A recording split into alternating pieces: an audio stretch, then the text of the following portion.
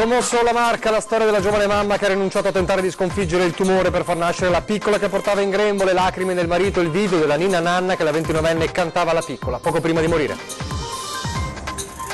Continua a far discutere il caso del 53enne insultato con epiteti razzisti a Ponte di Piave per aver chiesto un'informazione, ma in paese l'imprenditore protagonista del video incriminato replica: non mi pento di quello che ho detto. 30enne trevigiano muore in ospedale 2 settimane da ricovero per una overdose, lo spettro dell'eroina gialla nell'ennesima tragedia della droga. Nelle 3 settimane nuovo anno scolastico nelle scuole di infanzia, primarie e secondarie di primo e secondo grado del Veneto mancano 7.821 insegnanti, a Treviso 1.300. Al viaggio delle consultazioni del Quirinale dopo la caduta del governo giallo-verde, scenari ancora aperti, mentre dal Veneto il governatore Zaia si schiera per il voto e torna a parlare dell'autonomia bloccata. Ipotesi di governo PD 5 Stelle, i Dem sondano la possibilità di trattare con i grillini ma mettendo 5 punti fermi. Dalla Marca i rappresentanti dei due partiti chiedono chiarezza, serve un governo forte altrimenti è meglio il voto. La solidarietà va di corsa, è iniziato il controrovescia per la Run for Children, la manifestazione podistica nata nel 2017 con l'obiettivo di sostenere il progetto Giocare in corsia della Lilt. Telespettatori di Antena 3, buonasera, ben trovati. L'edizione trevigiana dei nostri telegiornali e dunque in primo piano la vicenda che ha commosso la Marca, la storia di Glory, la giovane nigeriana di 29 anni, morta domenica scorsa, ha rinunciato a tentare di sconfiggere il tumore per far nascere la piccola che portava in grembo. Sarebbe stata, ci ha detto in lacrime il compagno Samuele, una mamma speciale.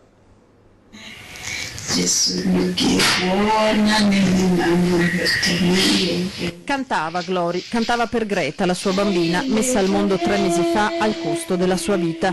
Quando, a gravidanza iniziata da poco più di un mese, le hanno diagnosticato un tumore al seno, lei ha scelto la sua piccola, preferendo non farsi curare, non aggredire la malattia con una terapia d'urto, non tentare, malgrado le poche speranze, il tutto per tutto. Glory Iobibo, 29 anni, nigeriana, è morta domenica alla casa dei Gelsi di Santa Bona, lasciando nel dolore il compagno Samuele Nashimben, 41 anni, di Dosson. Lei cosa ha pensato quando Glory le ha detto non mi faccio curare, voglio questa bambina? Ho pensato è matta all'inizio, è matta, non ha capito bene cosa è successo, penso che anche i dottori avessero pensato quello, però lei ha capito tutto, ha deciso di proteggere la bambina, che era la parte sana del suo corpo, sapendo che comunque per lei sarebbe stato difficile. Alla fine ha fatto una scelta buona, perché ha dato alla luce un piccolo miracolo e si è sacrificata lei, combattendo fino alla fine e non avendo grandi possibilità di fare la mamma, che era il desiderio che voleva di più, il desiderio di essere mamma. Era arrivata in Italia 9 anni fa, Glory, da un paese in cui non voleva più tornare. Non ne parlava molto, ha conosciuto Samuele e ha incontrato con lui, forse per la prima volta, qualcuno che si è preso cura di lei. Ha vissuto la malattia con coraggio, prima all'ospedale, poi all'hospice. La malattia ha avuto il suo corso veloce, ci hanno dato una possibilità grande di passare un po' di giorni tutti assieme qui alla casa dei Gelsi. Gloria era molto felice di questo, perché le sembrava di essere a casa. È morta con grande fede, è morta serena, ci lascia un grande ricordo, un ricordo a tutti, una persona di grande cuore. I funerali venerdì mattina alle 10:30 nella chiesa di Dosson, poi la sepoltura nel vicino cimitero. Greta, dice Samuele, potrà così avere vicino la sua mamma. Per come l'ha vista quella piccola Greta, che mamma era? Era speciale, solare, sempre che cantava, felice, sempre che le parlava, una grande mamma sarebbe stata, una grande mamma, sì. Lo è stata? Lo è stata, lo sarà, sempre. Adesso a Ponte di Piave dove continua a far discutere il caso del 53enne insultato con epiteti razzisti a Ponte di Piave per aver chiesto un'informazione. Ve l'abbiamo raccontato ieri mostrandovi anche il video di questi insulti ripreso dallo stesso 53enne, ma in paese l'imprenditore protagonista del video incriminato replica: non mi pento di quello che ho detto, sentite le sue parole. Cosa è successo? Cosa è successo? Che io qua una persona chiedo dove abita un dottore, sbagliando la strada completamente, e l'ho indicato dove, ho preso le offese. È tutto malinteso allora? È tutto malinteso, ma no, quei personaggi che in Italia non vengono rispettati da noi, non vengono noi rispettati, devono tornare al loro paesetto. È la verità, non possono stare qua in Italia. Lei non è razzista? Proprio per niente. Io ho girato il mondo, giro il mondo e so come comportarmi sul mondo. Noi queste persone no. Questa persona l'ha offesa o è stato lei a offendere? Io non offendo nessuno, ho una certa età e so cosa vuol dire parlare. Loro vengono qua, credono di comandare. Questo è il discorso. Io qua sono ospiti, non mi interessa a me. Io sono italiano, tu non sei italiano. Chi ti ha dato la carta d'identità italiano è problema tuo. Chi te l'ha data? E lui perché dice, sono italiano, posso fare ma capito? Basta, cosa vuoi dire? Lei non è pentito allora di niente? Niente va a denunciare una mattina dai carabinieri. Chi è che va a denunciare? Io, mia moglie. Chi va a denunciare lei? Prego. Qui è scritto sui giornali. Qui è scritto sui giornali. E lui non va a denunciare perché lui è completamente malato il cervello. E va via con la Mercedes, non so mia. Su un extracomunitario vive con la Mercedes. Dire delle frasi così secondo lei non è razzismo? Non è razzismo questo qua, perché se io vado in un altro stato, rispetto il stato dove che vado, non quando vengono qua a comandare. Ma questo signore non ha rispettato lo Stato, che cos'è che non ha? Non ha rispettato la persona che sono italiano, lui è italiano, viene qua uno che è diventato italiano, per modo di dire, offende un italiano che è nato di italiano. Dal 1100 che esiste Lorenzo.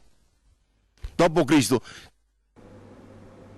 È un pericoloso clima d'odio, ribatte invece il 53enne aggredito, mentre Ponte di Piave non ci sta a essere additato come comune razzista. Vieni qua. Dimmi quanto è un pugno di Ripeti ciò che hai detto. un negro africano torna in Africa. Non può dire nulla, soltanto avevo voglia di scaricare la mia rabbia su qualcuno. Lui può solo dire questa roba qua, perché niente di particolare. Io con rispetto ho parlato con lui. Ma le parole che lui ha detto veramente è l'odio proprio, l'odio razziale proprio. C'è poco da spiegare, secondo Omar Seye, su quanto accaduto l'altro giorno a Negrisia, quando lui si è fermato a chiedere dove fosse l'ambulatorio del sostituto del suo medico. Senegalese d'origine, in Italia con la famiglia da 34 anni, Seye è perfettamente inserito nella comunità, attivo nel volontariato e collabora per iniziative di integrazione degli stranieri. È rimasto profondamente colpito ed amareggiato da quanto accaduto. Un clima pesante, quello che si vive in questi giorni a Ponte di Piave, prima con gli insulti a sfondo razziale nei confronti del ragazzo annegato a Jesolo il giorno di Ferragosto, poi quest'ultimo episodio. Seye ha informato i carabinieri dell'aggressione subita e ora cerca di capire il perché di tanto odio. Forse siamo in tanti, forse sono nuovi arrivati, forse c'è la crisi economica qui, manca il lavoro, forse c'è tanto forse, però non è questo. Noi dobbiamo fare in modo che la nostra mentalità, la nostra testa, l'anima, la fede non sparisce. E questa è l'importanza.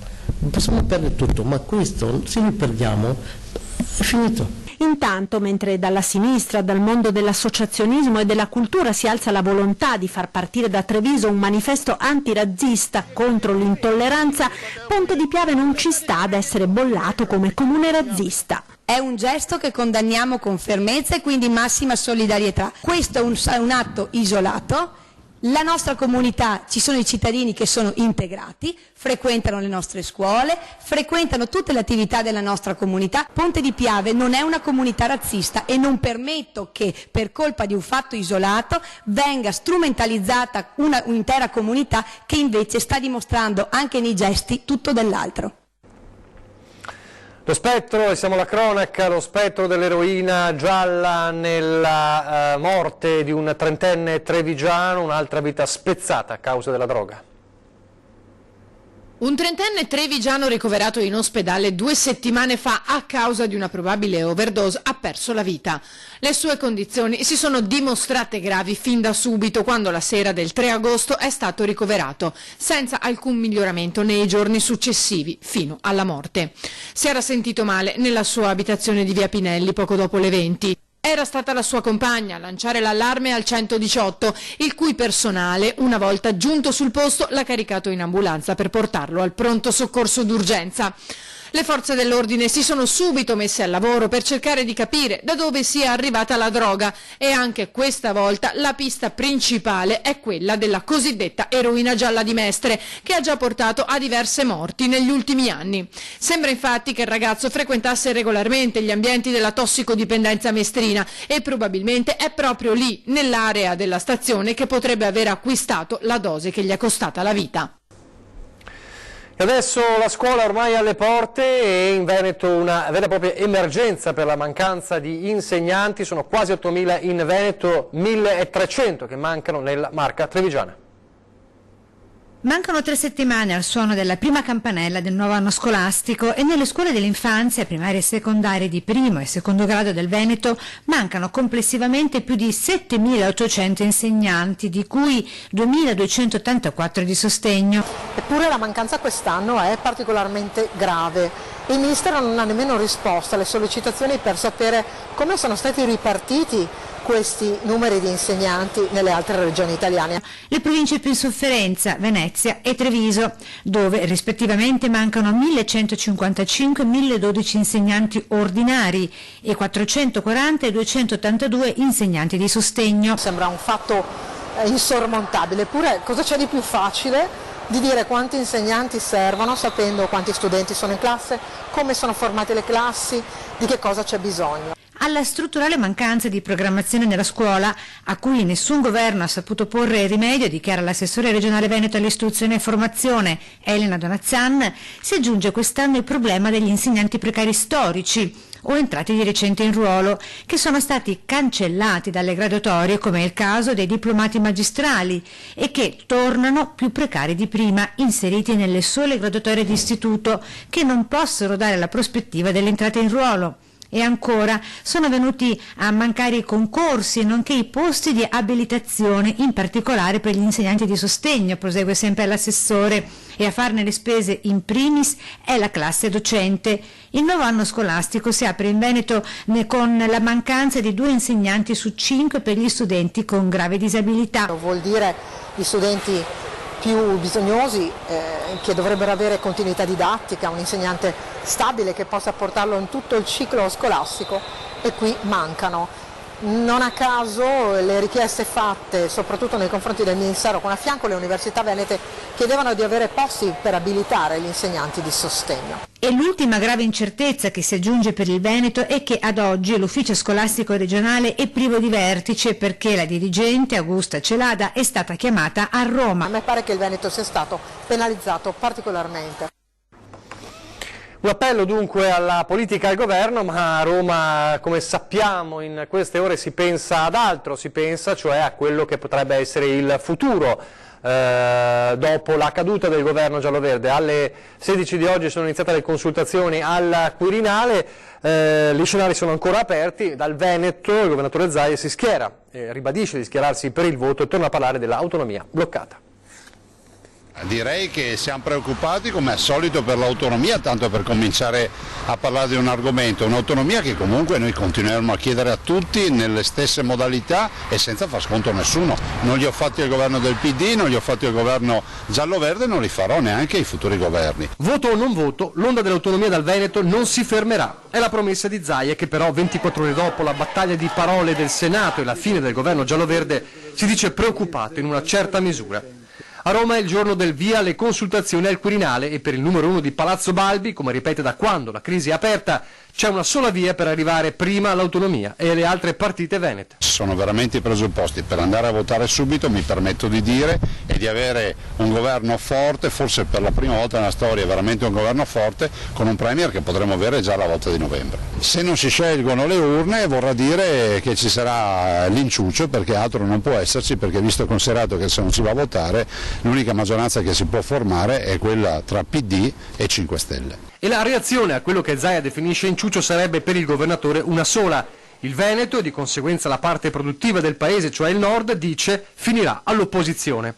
Eppure il governo di legislatura è una delle possibilità. La direzione nazionale del PD ha dato mandato al segretario Zingaretti di trattare con i pentastellati, dettando però 5 punti fermi, tra i quali lealtà all'Europa, cambio della gestione dei flussi migratori e investimenti di ripresa economica.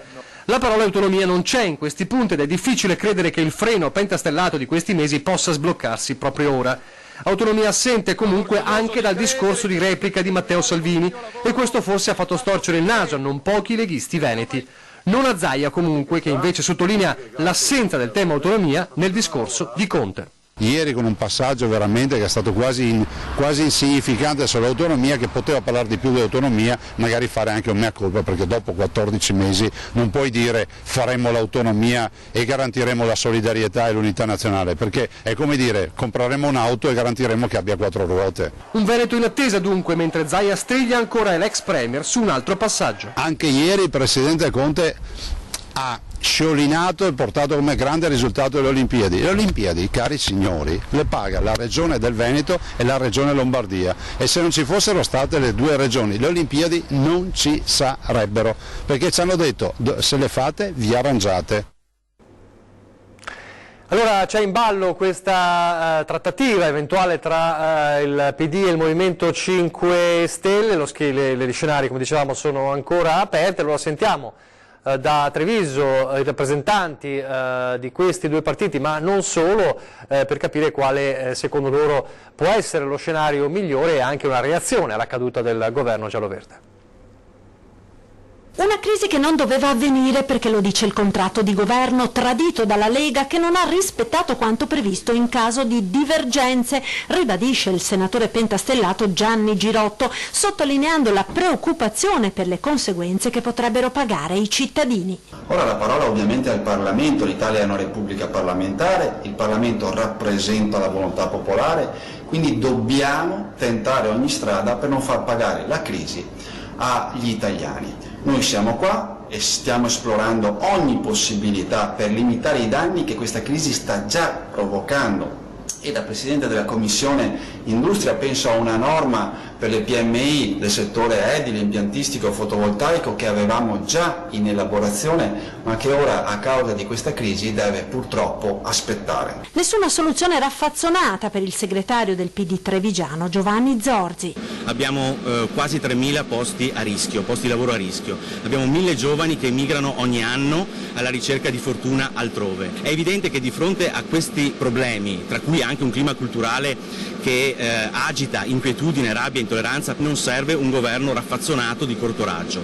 Noi siamo per una soluzione immediata che possa essere un nuovo governo di ampio respiro, di discontinuità e radicale, e oppure un ritorno al voto. Credo che i cittadini abbiano capito di che pasta sia fatto Salvini.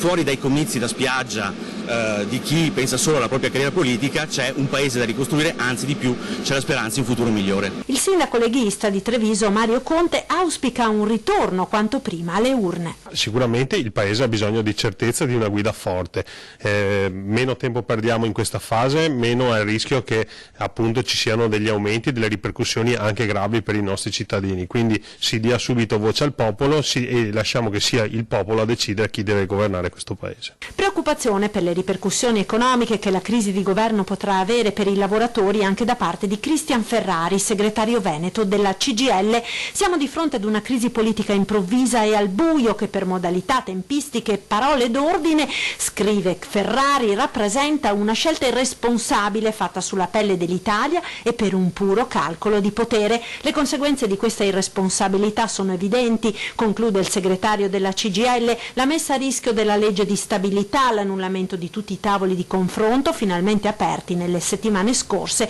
tra la Presidenza del Consiglio e le parti sociali.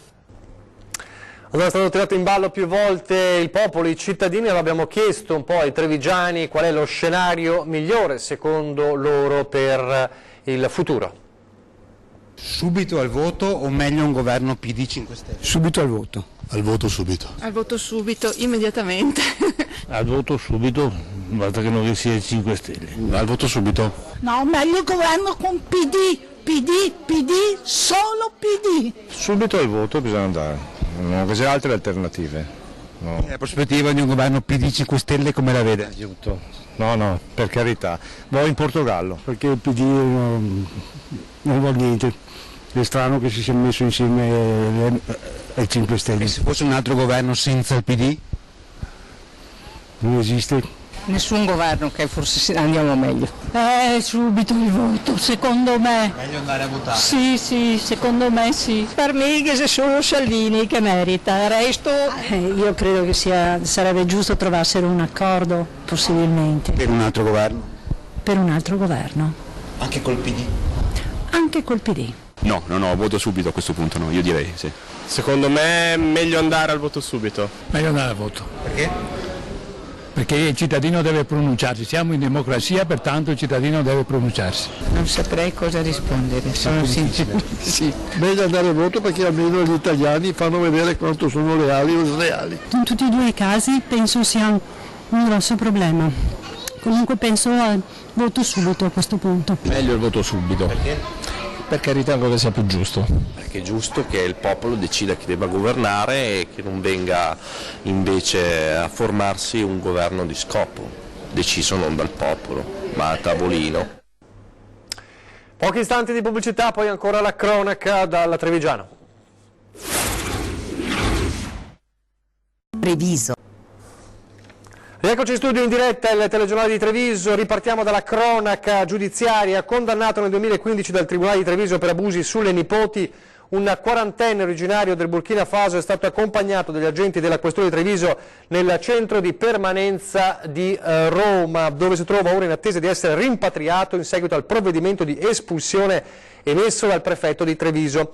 Il quarantenne era stato condannato a 5 anni di reclusione, era stato giudicato colpevole di violenza sessuale continuata nei confronti delle 2 nipoti minorenni e in seguito a quei fatti l'ufficio immigrazione di Treviso gli aveva revocato il permesso di soggiorno di lungo periodo. Il quarantenne aveva presentato ricorso contro il provvedimento, ma il TAR del Veneto lo aveva respinto. Da qui ora l'accompagnamento al centro di Roma per il rimpatrio in Burkina Faso.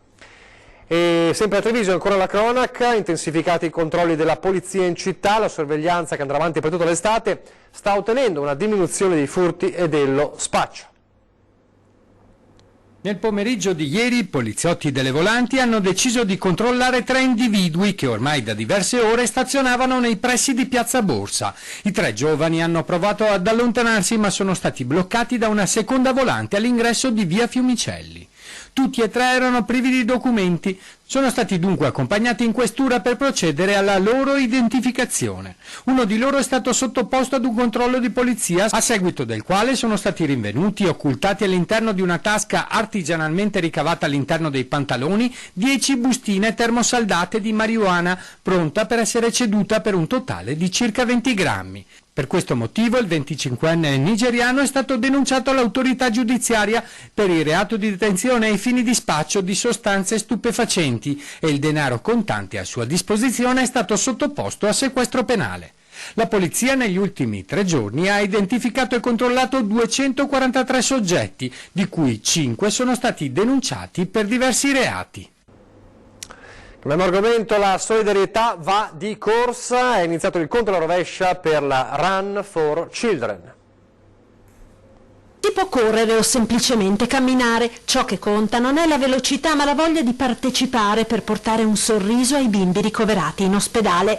Torna a Treviso la Run for Children, manifestazione podistica nata con l'obiettivo di sostenere il progetto della LILT Giocare in Corsia. Abbiamo scelto Giocare in Corsia perché è un'associazione molto vicina a noi, al nostro territorio, è nata nel 1994 e svolge attività nel reparto di pediatria dell'ospedale di Treviso e dal 2007 anche a Conegliano. Una corsa per sostenere dunque l'attività degli oltre 200 volontari che ogni giorno si adoperano nelle 2 pediatrie per far sì che i piccini, nonostante la malattia, non debbano rinunciare ad essere bambini, portando per quanto possibile attraverso il gioco occasioni di svago che le aiutino a rendere meno estraneo e difficile l'ambiente ospedaliero. Quest'anno, 3ª edizione, l'appuntamento con la Run for Children è per mercoledì 11 settembre alle 19:30, partenza da Piazza Indipendenza nel cuore di di Treviso, con un percorso cittadino che toccherà all'ora del tramonto alcuni degli angoli più belli della città. Il percorso è di circa 8,5 km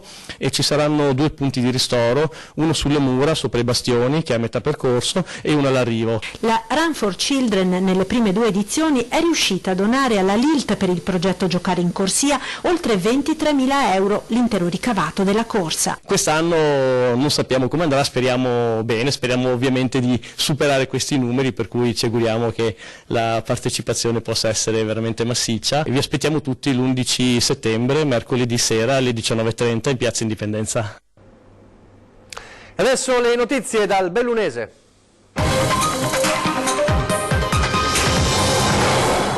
A partire dal ricordo della tragedia di Falco sono passati 10 anni dallo schianto dell'elicottero del SUEM Rio Gere sopra Cortina. Domani la commemorazione ufficiale sarà l'occasione, l'ennesima purtroppo, per lanciare un appello: si rimuovano gli ostacoli al volo. Non è cambiato nulla da quel maledetto 22 agosto di 10 anni fa. Tanti ne sono passati dallo schianto dell'elicottero del SUEM Rio Gere, in cui morirono il pilota Dario De Felip, il medico del 118 Fabrizio Spaziani, Stefano Da Forno, tecnico di elisoccorso, e Marco Zago, tecnico aeronautico. Non fu un errore umano, né vi furono responsabilità di terzi, disse la Procura di Belluno alla chiusura dell'inchiesta, ma ancora oggi, a 7 anni dal varo della legge regionale sugli ostacoli al volo, chi vola lo fa senza sapere a cosa va incontro.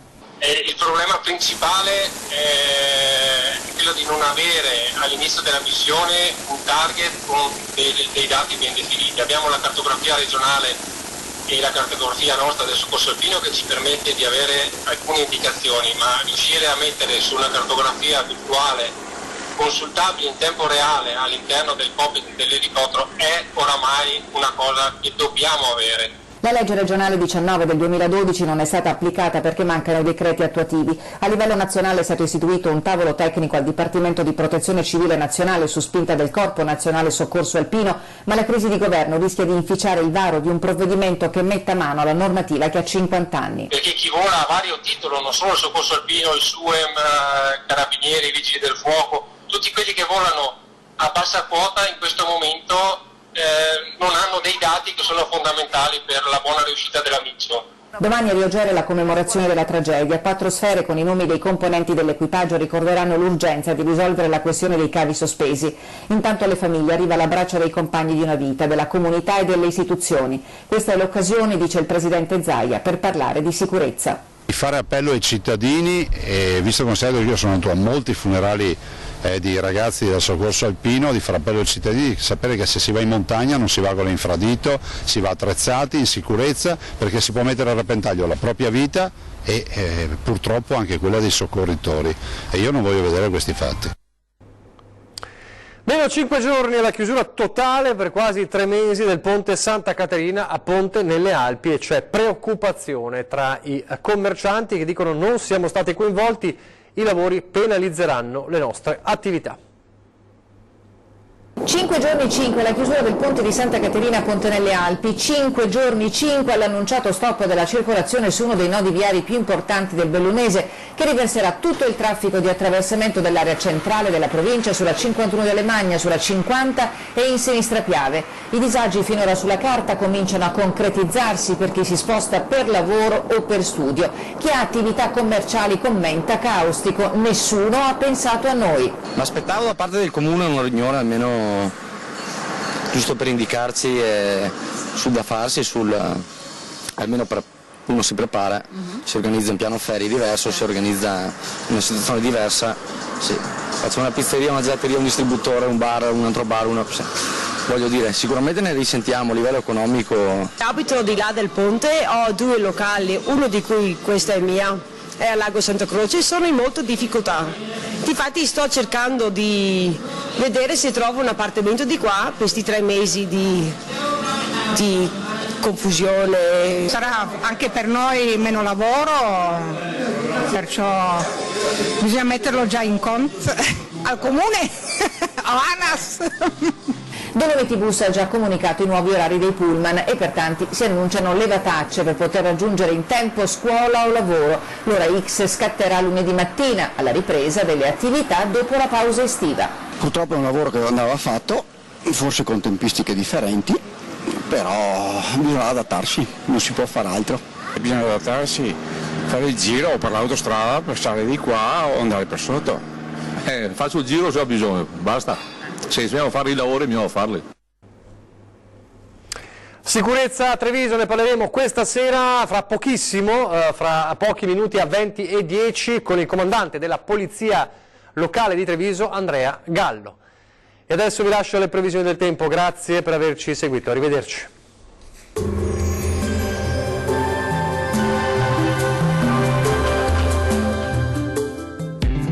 Bardin Garden Store. Lo Zoo Garden di Treviso vi aspetta tutti i giorni, compresa la domenica, a Lancenigo di Villorba. Bentrovati al meteo. Anticiclone in indebolimento, tempo instabile sulle Alpi a causa di una nuova goccia fresca in quota che darà luogo a precipitazioni. Vediamo il dettaglio di giovedì 22 agosto. Sul Veneto avremo un ampio soleggiamento dappertutto, il cielo sarà al massimo poco nuvoloso, qualche addensamento sui rilievi anche con isolati temporali localmente in estensione anche alle pianure entro la notte. Temperature minime tra 18 e 23 gradi, valori massimi compresi invece tra 29 e 31 gradi.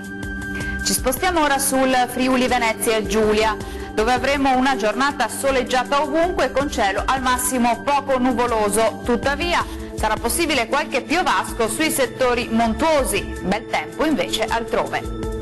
Temperature minime tra 20 e 23 gradi, massime tra 29 e 30 gradi.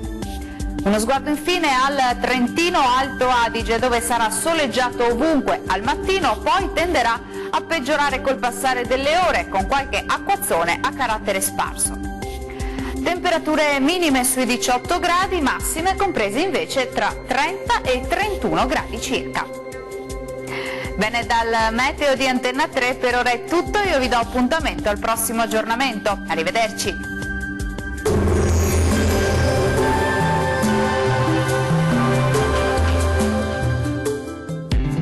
Bardin Garden Store. Lo Zoo Garden di Treviso vi aspetta tutti i giorni, compresa la domenica, a Lancenigo di Villorba.